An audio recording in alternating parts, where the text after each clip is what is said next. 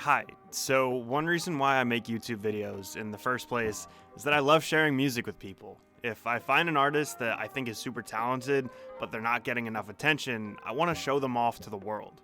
And so, with this idea of discovery being such a huge theme within my channel, I often get the question of where I find new music. And that question kind of surprises me because there's so much new music around us all the time. Like, I seriously get stressed out because I feel like I'm not going to be able to catch up with it. But hey, not everybody has time dedicated to trying to find new musicians, and that's fair. They just want to hear the music.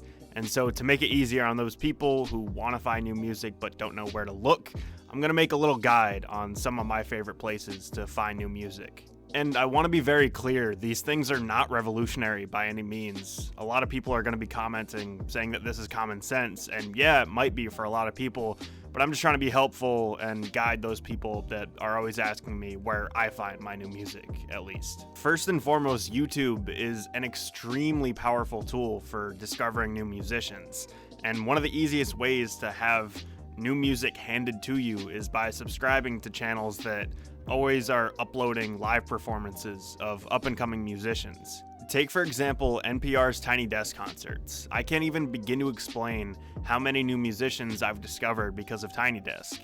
And so basically what happens is they bring in musicians, bands, whatever, they play around 3 songs within their office space, and it's one of the best shows on YouTube.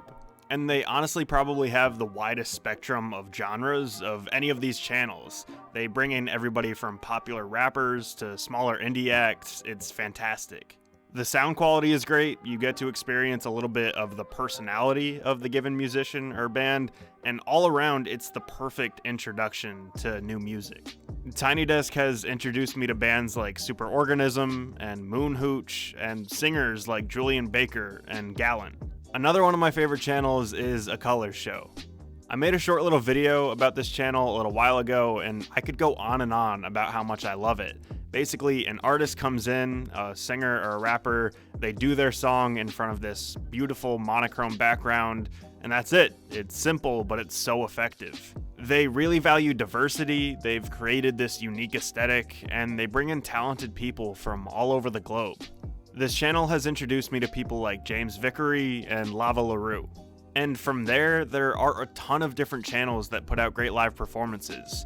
The Australian public radio station Triple J has some incredible content. Recently, they've featured people like Hockey Dad and Mallrat.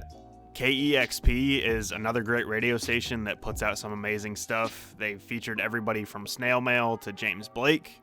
And the next obvious place to go is the music reviewer route. And the biggest music critic in the world lives on YouTube, and I'm sure everybody that knows my channel is pretty familiar with the needle drop. Critics are valuable for a number of reasons, but here's one of the main things that I love about following certain critics. So you find one that you like, whether it be the detail that they go into, the passion that they have for the art that they review, whatever, but after a while you start to get a very keen sense of their tastes. There's a meme that follows around Fantano's channel, and it's basically a reaction to him disliking a lot of sleepy music. And so now you know this about him. After you've been watching him for a while, you know this about his tastes. And so, say an album comes out and it can be categorized as sleepy music, and he likes it, that is a really good reason to check out that album. In addition, Fantano's end of the year lists are always super helpful. He listens to a ton of different stuff, and he's super knowledgeable about genres that I don't really pay attention to, so there's always bound to be some good stuff in there that I would have never thought to check out.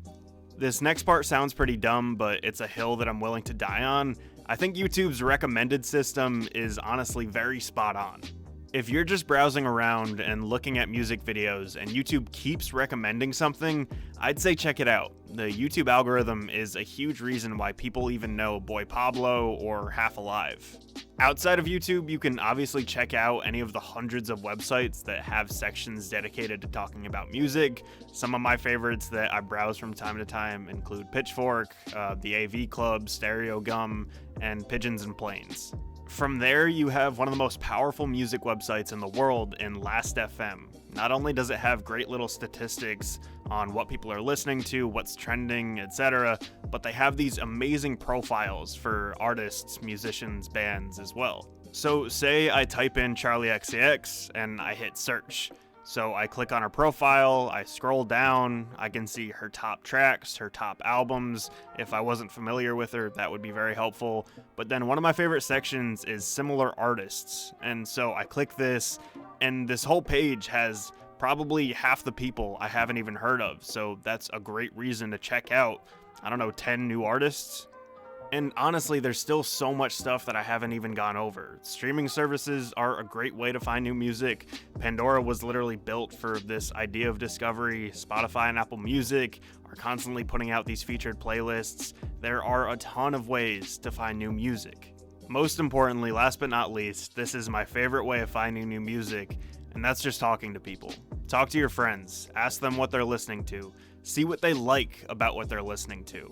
And I don't want to sound like a grandpa here and saying that, technology ruins everything, but there's something about talking to your friends about music that you'll never find within an algorithm or a corporately made playlist. There's something really beautiful about talking to your friends about art, and I think it's more helpful than any of the other things that I've mentioned so far.